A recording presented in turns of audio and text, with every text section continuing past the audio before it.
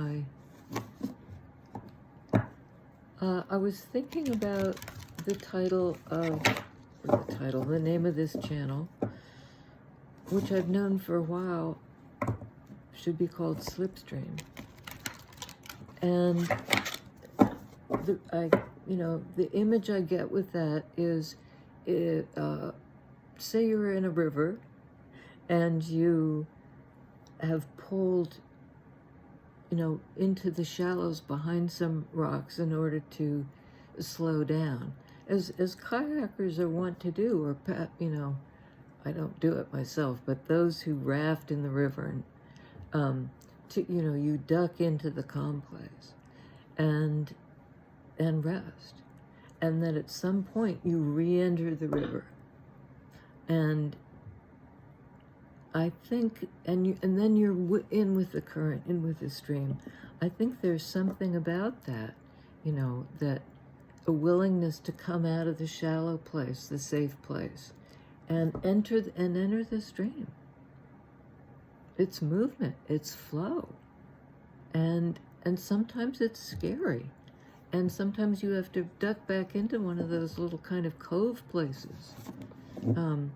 And I think tarot moves in and out like that. And I think spirit moves in and out. And our courage sort of follows that pattern. Anyways, here we go. So it's about Slipstream. What are we entering into? February 1st. February 1st. Very shortly, full moon in Leo.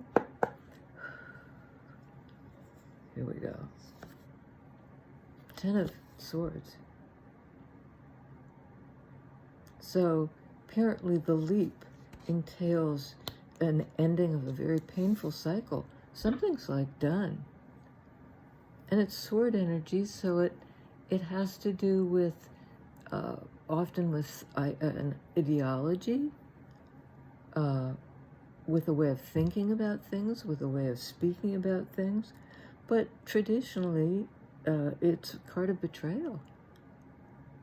Being stabbed in the back and so forth. But I think that the good news about 10 of Swords, I mean, look at the imagery on this, is, a guy leaning over his dead or dying child, and that fissure down the middle. It's just, it demarcates, there's no going back in a sense. But it also, as the 10 of Swords, indicates the end of that cycle, followed by Death card. I smile because this is the same. This is the same thing. The end of something, the birth of something new. So I would suggest, whatever it is we're, the way to describe this river, this navigation, is it entails a painful ending and a transformation. We have Scorpio energy here, air energy in the 10 of Swords. So whatever this ending is, and this is a big ending card, right? But it's also a beginning card. It speaks to transformation. 5 of Hearts. This is a card of loss. A time of loss. And a closing out of a cycle. And it's lovelorn. I mean, in this depiction anyway, you see the woman and the guy in the background looking sad, and all the broken hearts, right? There's one that's not, there are 2 that aren't broken.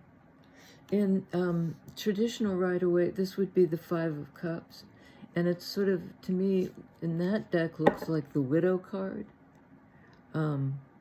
It shows somebody in mourning, facing away, back to us, with 3 cups spilled in front and 2 upright in back. So this has the same ratio.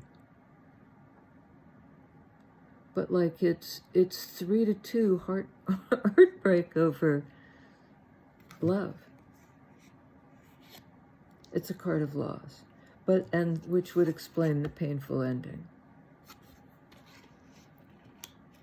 But let's look, I mean, there's this death card front and center, the major arcana, and as I lay them out, Ten of Swords, Death, Five of Hearts. Sandwiched in the middle is transformation. I'm going to do a shuffle here because I'm called to. Remember? I think in the beginning that I already cut out, I talked about the calling. That's sort of like the slipstream idea. You know, is that at some point you hear the call or you get the intuition that it's time to come out and re-enter the flow. And it brings on change, which brings in transformation. It sort of entails loss, particularly if, like, we identify very much with time and permanence and all that. So we're going to see about the transformation. I don't read for reversals, by the way, at least not in this throw. Two of Pentacles. This is a balance, a choice, a weighing up, a change. I like some tarot reader I follow, can't remember who, referred to it as the dance of change, which I think is, I'm going to appropriate that. Five of Pentacles. The Cold card. In this deck, it's depicted as a man and a woman in a contentious situation. They're together, but they're, you know, these aren't happy people. And it almost looks like he's mad at her. But it's a card of abandonment, which also explains this. I mean, Five of Hearts, Five of Pentacles, you know, one is the loss of a feeling nature of love, and Pentacles is being, you know, Five of Pentacles is being, it can be kind of poverty mentality, but it also can be left out in the cold, you know, without help, without support. And the thing to me that's interesting about Five of Pentacles is there are two people out in the cold. And in Five of Hearts, two people, foreground, background.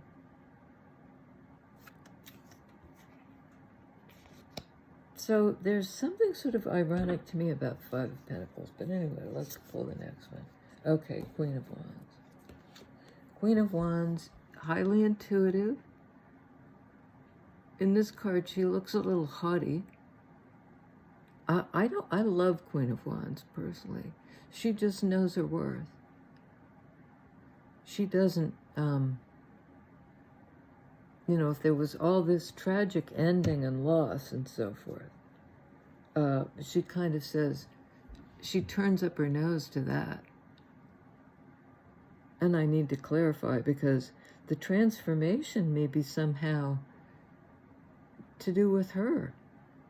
Like she's been kicked around. Really kicked around. And as they're laying here, this is why I wish I could show you in the overview. She's looking away from the Two of Pence, the Five of Pentacles, you know, this card of ambiguity, balance, choice. And then the Five of Pentacles, the loss. And she's looking the other direction. It's like, and Wands are all about fire energy, which is inspiration, movement, communication, knowing your own heart, following your own heart, following your intuition. I mean, going your own way. And Queen of Wands, faced with a bunch of painful stuff, would manage to find her life force. So good on you. This is another one. In traditional Rider-Waite is an unhappy card, is a card of missed opportunity. But here we have a meditative fellow, person, he, she, they, and sending love out and receiving love. I think this is lovely. It's a card of quiet. It's a card of sort of non-action, except the action is to receive and emanate the love. You know, that's work of a kind. So that was on the bottom of the deck.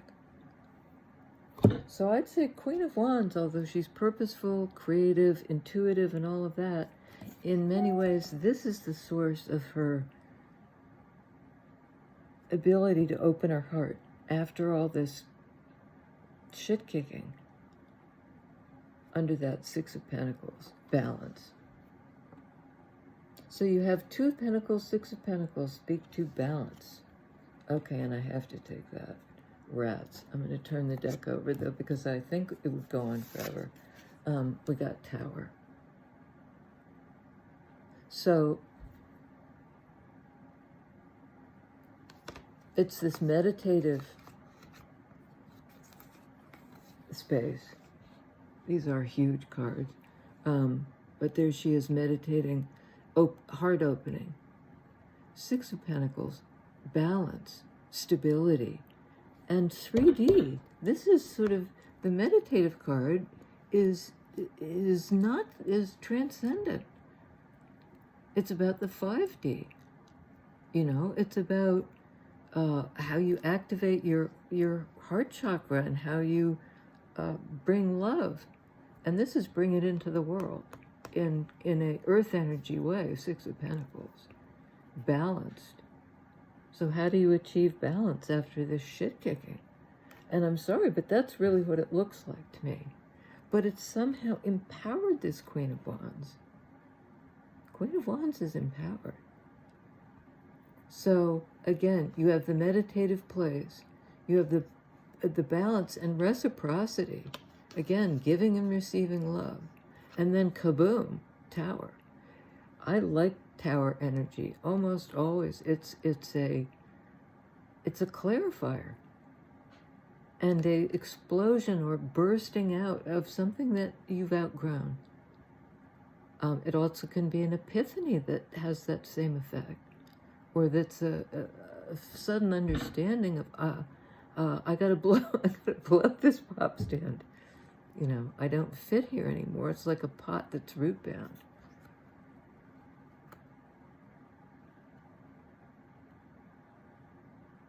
So I think somehow through this meditative place, this Queen of Wands has come into balance in 3D.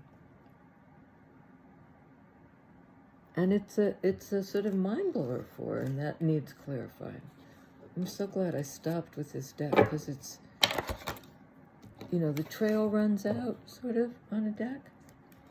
The trail goes cold. So let's clarify with these guys.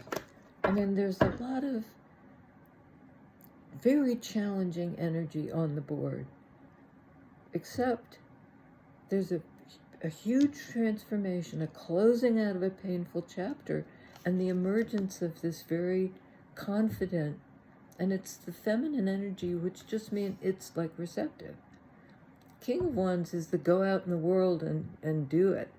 This is sort of, I intuit, I know, and things come to me. Things come to me.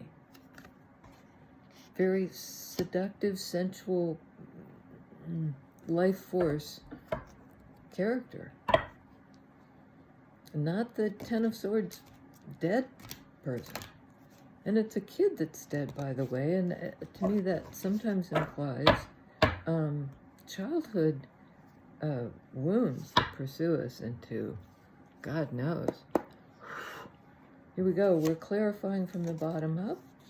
On the Two of Pentacles, we have the Seven of Pentacles of coins. Put together equals 9, which is a card of self-sufficiency, independence.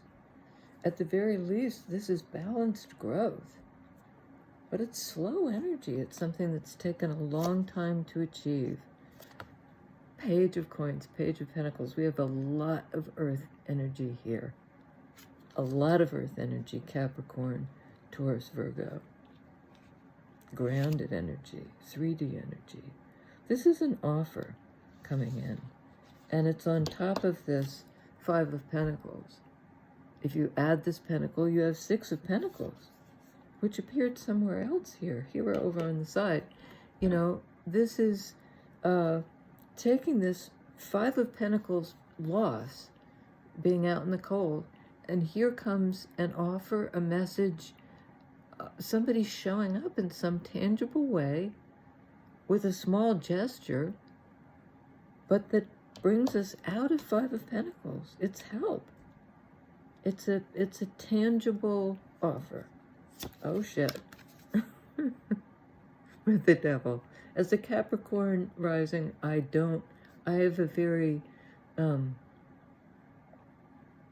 think the knee-jerk thing of saying it's toxicity is missing the point. I think it can be that. It can be patterns that keep us stuck.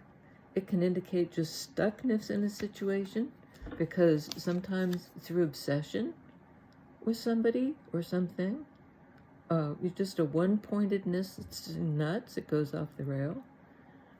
It can be a heavy energy, an earth energy that is so heavy it's encumbered. It can be codependency. It can be the exact opposite of that 6 of Pentacles, equal give and take. It can mean being tied to something. Anyway, blah-de-blah-de-blah. To me, it also means somebody who can work with those energies. She yodeled. You know, recognize what's stuck, what's codependent, what's unhealthy, what's weighing you down. It's also fear, a card of fear, sometimes of your own power.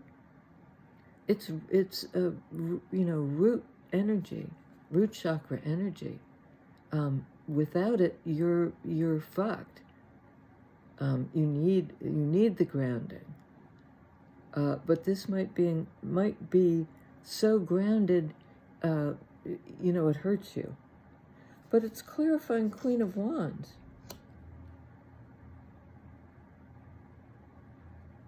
It's a card of passion. It is that. It's a card of sensuality. I mean, look at her. She's a queen bee. She's beautiful.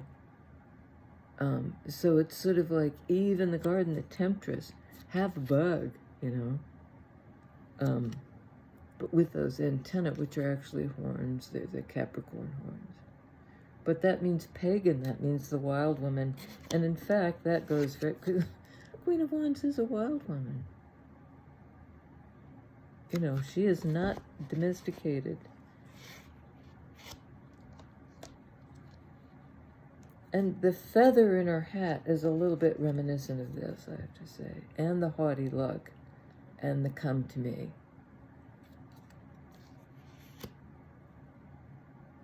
It is a card of seduction. Okay, we have the Temperance on the Ten of Swords. A card of healing, balance, divine guidance, divine timing. So whatever this Ten of Swords cycle that's concluding, it couldn't have concluded faster. You've got a hell of a lot of earth energy here too, which is slow. It's not the energy of thought. It's not the energy of impulse and action like Wands are. It's not even,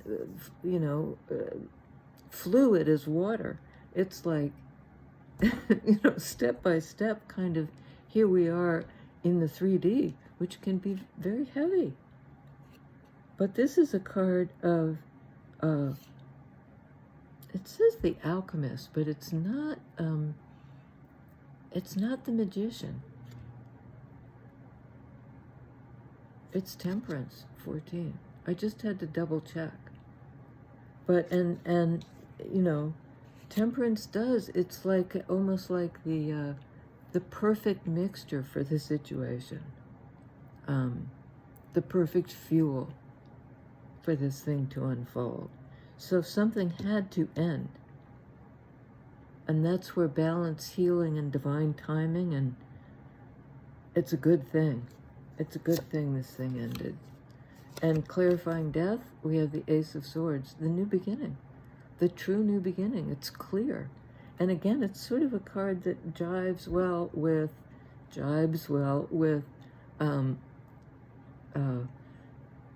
because this is a card of beginning and clarity and newness and cutting through to truth. And it's clarifying the death card. So whatever the transformation is, leads in a very good direction, a direction of clear thinking, clear speech. And it's an offer of, from the divine, a clarity, a message to do with transformation, the end of an old cycle. And hot diggity dog, can't make this up. 10 of Pentacles, clarifying 5 of Hearts.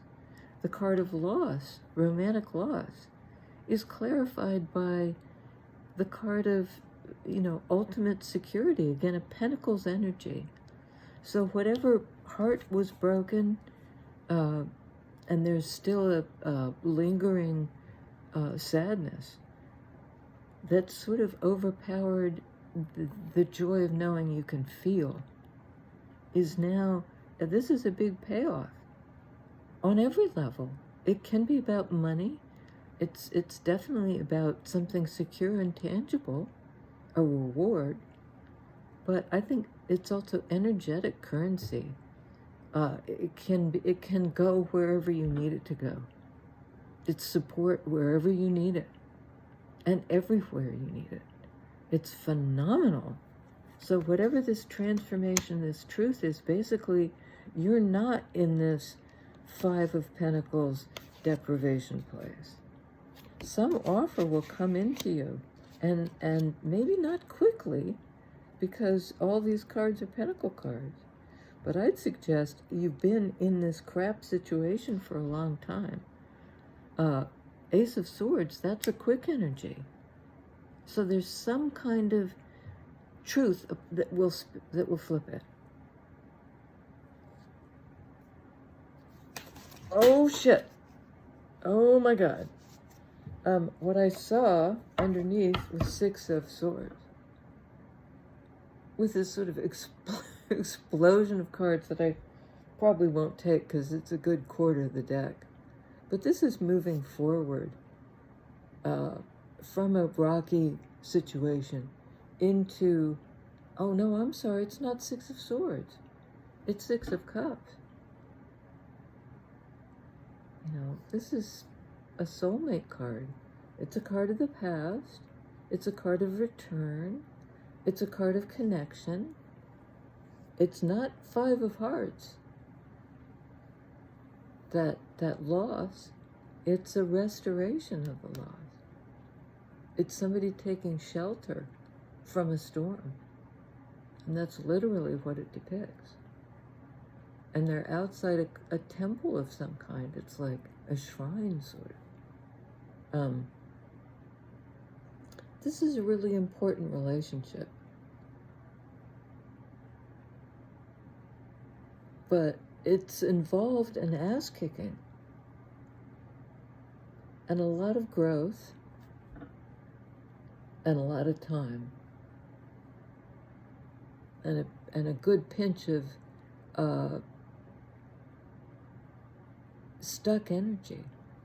Absolutely stuck. But you got 10 of Swords, death. It's not stuck anymore. You got 10 of Swords, Ace of Swords. 1 is the completion of the cycle.